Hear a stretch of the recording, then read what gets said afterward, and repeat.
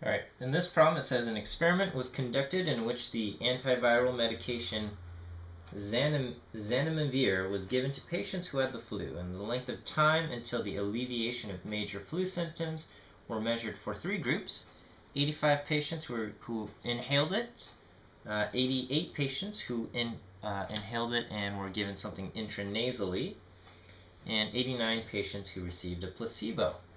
It also gives us the sum of squares between and the sum of squares within, which makes our job a lot easier. But again, we could calculate these ourselves if we had to, using these summary statistics.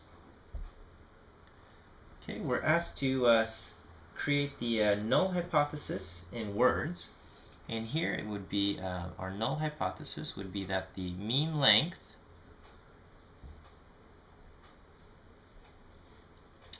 to recover from symptoms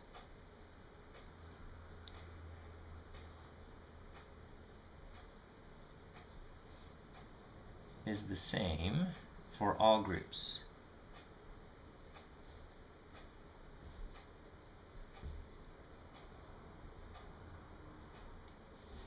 Right. Symbolically, which is what part B asks us to do, we would write the mean length, mu representing the mean length to recover, would be the same for group 1 as it is for group 2 as it is for group 3. We could have used I, and P for inhaled, inhale, intranasal, and placebo, or 1, 2, 3 also works. All right, asks us to construct an ANOVA table. So our source of variance can come from the fact that the groups are not all the same. There's a between group variation, and also within the groups all the people are not the same, and we are trying to create a ratio between the amount of variation due to each one. So our degrees of freedom between the groups, there's a total of 3 groups, so we have 2 degrees of freedom there. And our total degrees of freedom is going to be 85 plus 88 plus 89, the total number of patients that we have, which was 262 minus 1, so 261 patients. And then we subtract 2 from that to get the between, because these two things have to add up. So we have 259.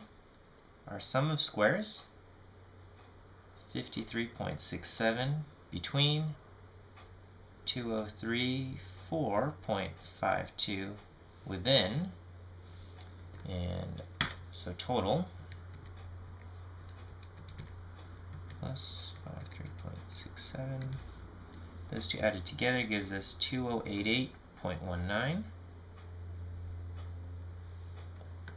Our mean squares, we just take our sum of squares and we divide it by our degrees of freedom. 53.67 divided by 2 gives me a mean squares of 26.835.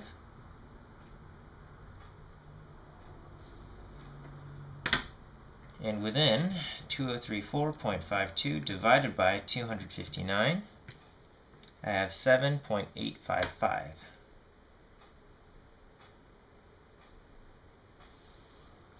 Okay, and so my F statistic is going to be 26.835 divided by 7.855, and I get an F statistic of 3.416. Alright, so at this point I'm going to go to my F table, look up numerator degrees of freedom 2, and denominator degrees of freedom. They don't have anything for 259 in the denominator, but I'll just round down to 140 or infinity. It's either one. It shouldn't make a huge difference. And here we see that 3.4 gives us a p-value that's between 0.05 and 0.02.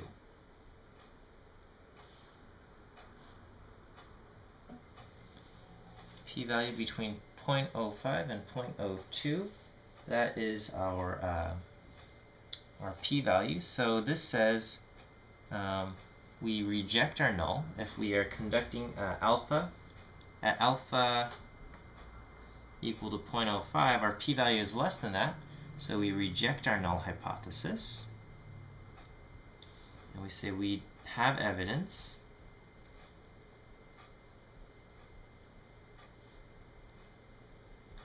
that the mean of at least one group is different from the others.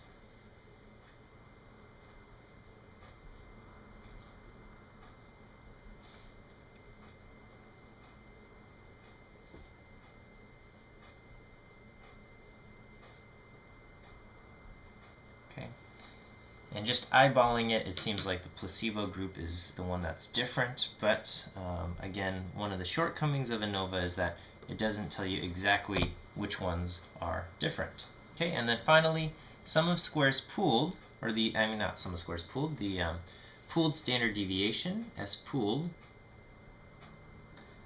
is just going to be the square root of this mean squared within. So square root of 7.855 gives us 2.80.